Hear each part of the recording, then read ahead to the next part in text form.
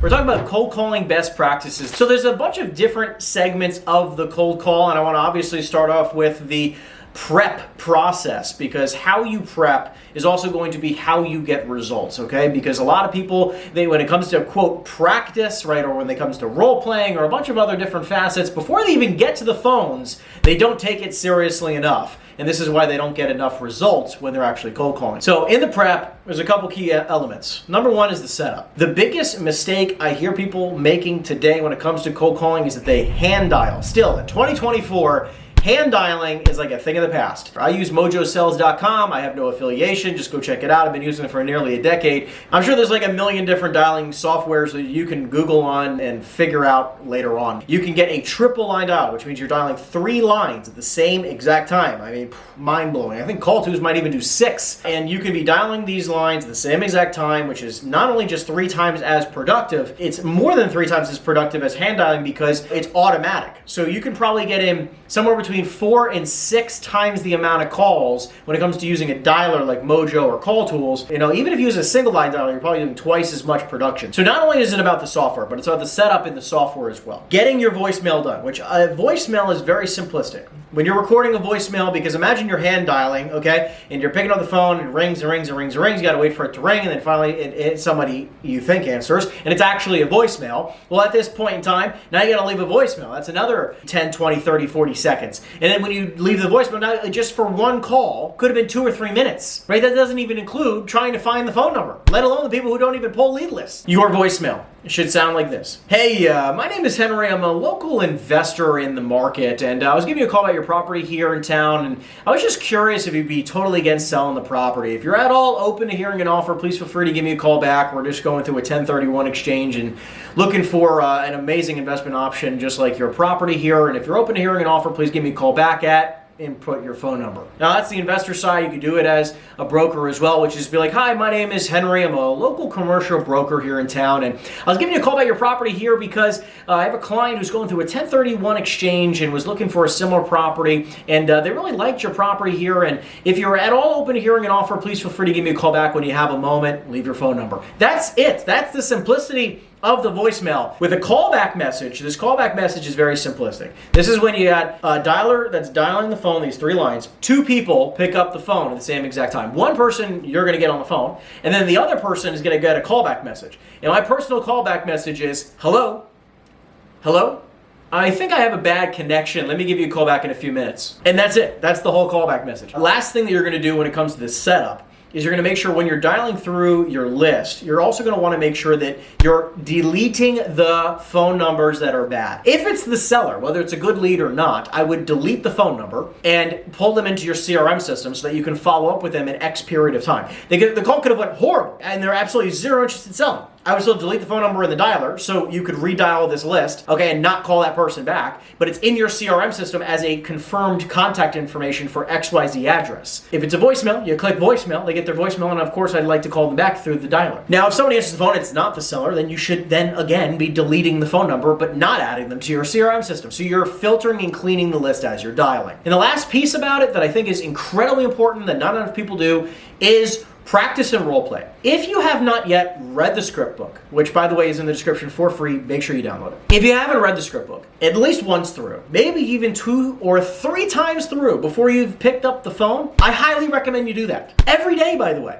Let's talk about the opening line. Opening line, very, very, very important, okay? It's probably one of the most important aspects of a sales call is your opening line. So in the script, it literally just says, hey, John. You always want to assume that it's the seller's name. So, in any of these dialers, it will give you the seller's name if you plug in the information correctly. And if it's John, you're going to say, hey, John, and just have a quick pause. And the reason is I'm looking for some type of response, because if a woman responds and they go, no, this isn't John, I'm going to immediately say their name is John Smith. I'm going to say, oh, Mrs. Smith, how are you? Be like, oh, I'm good. How are you? You want to make sure you're just on your toes and ready to adjust in any moment, because if a woman responds, you're not going to go, yeah, is this John? You're like, no, it's clearly not John. What you're going to do is that you're going to make sure you're prepared to adjust in its immediacy. Okay, we're going to talk about pivoting in just a minute, but you want to be very, very much on your toes in the script, ready to make adjustments. All right, the next segment of the call is the pivot.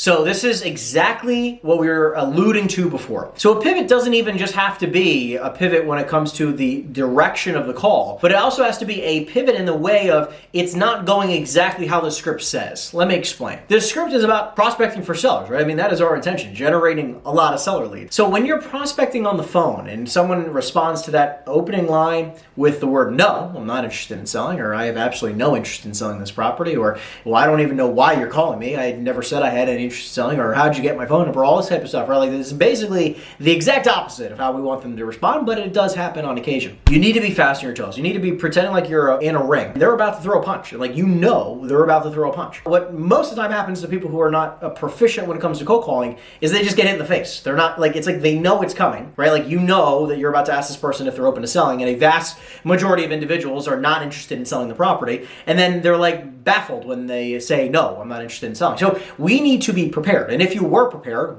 what do you think you could respond with? So if someone says, no, I'm not interested in selling, or I have no interest in selling property, I'd be like, well, I completely respect that. Matter of fact, it sounds like you've been asked this question a few times before. And then you can pivot into the next step, which is asking a range of other questions of, I understand you don't want to sell this property, but if hypothetically I found a property that was similar to this one in size and in location, would you possibly be open to buying a property just like this at 123 Main Street if I happen to have another one off market? No, actually, I would be open to buying another property. I'm an avid investor. Like, happens all the time, by the way. People are very much open to buying. A lot of times because when you're prospecting for sellers, you are calling on investors who might actually own several properties and looking to acquire several more. So it's a very common pivot in the script. Another pivot, okay, can even be to possibly leasing. So if you're dealing with industrial or retail, this can be a fantastic option to pivot to, right? Where like, look, I'm just curious, right? Is the building 100%? I know you're not looking to sell, and I completely respect that. It sounds like you've gotten this phone call quite often.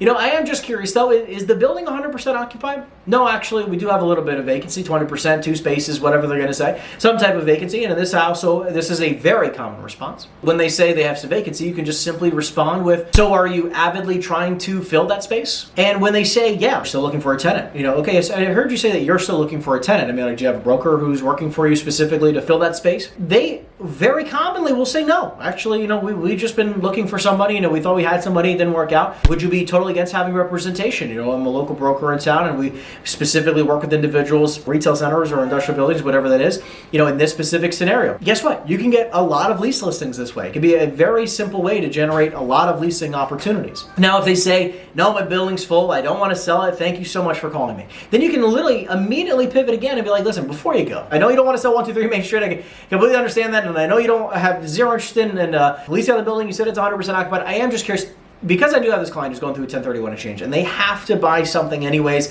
just a shot in the dark, do you happen to have any other properties you might be open to selling besides this property here at 123 Main Street? And you actually might be blown away with their response. It's actually more common than you realize that people have more than one property that they might be open to selling. Where they might not be open to selling this one because they maybe occupy it, but they might be open to selling another building. And you need to be the one who asks those questions, because too many times when somebody responds with, no, I have no interest in selling, the person who's making that phone call goes, oh, no worries, thanks, click. And it's that simple where all of a sudden you miss out on an opportunity to do some business with someone who's actually very interested in selling another property, maybe 1 or 2 towns over, but you just had to ask for it. So the next aspect is all about what questions to ask during the sales call, okay? Which, by the way, again, in the description down below, make sure you download the script book completely free. It has multiple different asset class options, so you can basically find just about anything you're looking to sell. What I recommend is reviewing all the questions you can find in that asset chapter, okay? And reviewing all the questions you might ask and understanding what the terminology is. If hypothetically, let's just say you've been used to doing retail. When you're calling a retail shopping center, leases are very important. And asking questions, are the leases triple net?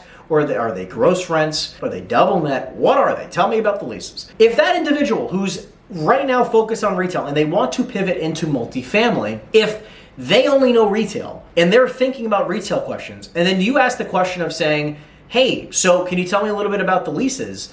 It sounds really weird when you're calling a multifamily owner and talking about leases. That's why it's incredibly important to understand what questions you should be asking before you get into the phone call. One of the bigger mistakes that I typically see, though, when it comes to newer agents making prospecting calls is that they don't get enough information on the first call.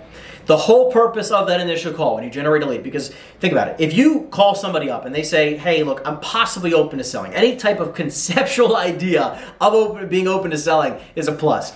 But what happens is that they don't get enough information to do anything of the next step. Not enough information to take any next steps after that. Because then essentially think about it. If you don't get enough information to get the next steps, then what's the next step? To call them back and get more information. If that's the case, you're just now delaying, because now you have to hope and pray you can get them back on the phone so you can get more information so that you can go back to the drawing board to underwrite the deal, to maybe make an offer or pitch the deal out. I mean, like, you just keep going in this reverse order, or calling them back to maybe get a meeting with them, right? That's why I believe it's very important to realize the main things you're trying to ask for in any asset class is ideally, obviously if it's not owner-occupied, because if you say if it's an owner-occupied building and you ask for things like a P&L, you just sound kind of silly because there's not any income, right? Like the owner-occupant, you can say things like, hey, do you happen to pay yourself rent? If so, how much? Because I'm just curious if you'd be open to a lease back. Again, now you're understanding the languaging here, but that's why it's just incredibly important to make sure you understand conceptually what you're talking about. All right, let's dive into the last piece of a cold call, which is the follow-through. Very, very important. This is also a big mistake that I see a lot of agents make, which is they don't actually follow through, which let me explain exactly what this looks like. So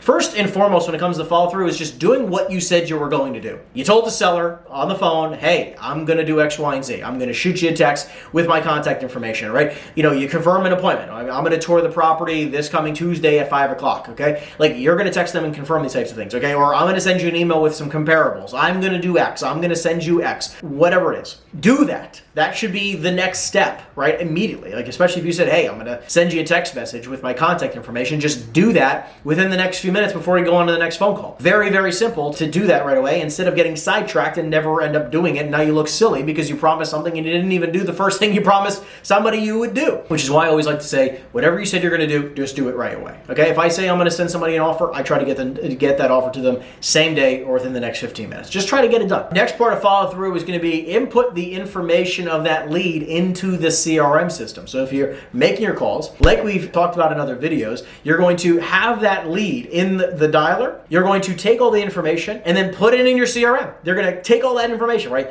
The address, the name of the individual, the phone number, their email, all the information you just collected on the phone call, and you're going to make sure it goes into your CRM system and make sure it's set up on a text and email campaign and a next step task to follow up with them at X date that you promised you'd follow up with them. Now, the biggest part of follow through, which I feel like many agents don't do, which a lot of agents are trying to go for a listing, but what I do, which is a little bit different, is that we try to submit a letter of intent within the first 24 to 72 hours after speaking to somebody.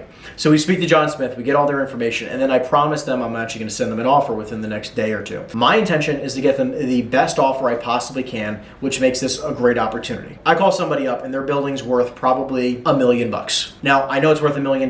They said, make me an offer, or they said, like, look, if I can get an offer of hypothetically $1 million or somewhere in that ballpark, I'd be very happy. I know it's worth $1 million. I will speak to a number of my investors and I'll get a pool of offers, and then I will present an offer to them. And it might be $700,000, or it might be $950,000, it might be $1 million. It just depends. But I want to get an offer right away to present to them. The better the offer is with the cleanest terms, I'm going to present it. Whatever the offer is, period, end of story, right? I'm going to present it. I present them with an offer within 24 to 48 hours. I told them I was going to do exactly that, so I present them with an offer. And now I'm immediately, within a 24-hour period of time sometimes, can get into a negotiation with somebody about possibly acquiring or even brokering their property when they were a complete stranger 24 hours ago. This is how we condense time frames. This is how you enhance your ability on the phone. This is how you master the art of prospecting, and you can eventually take this skill set and duplicate it over across a team where all of a sudden now you can be generating millions of dollars a year in commissions just from the simple art of prospecting. Anyways, I appreciate you guys so very much for tuning in. If you guys have any questions, make sure you drop it in the comment section down below. Make sure you give this a thumbs up and subscribe to the channel if you've yet to do so already, and I'll see you guys in the next video. Take care, everybody.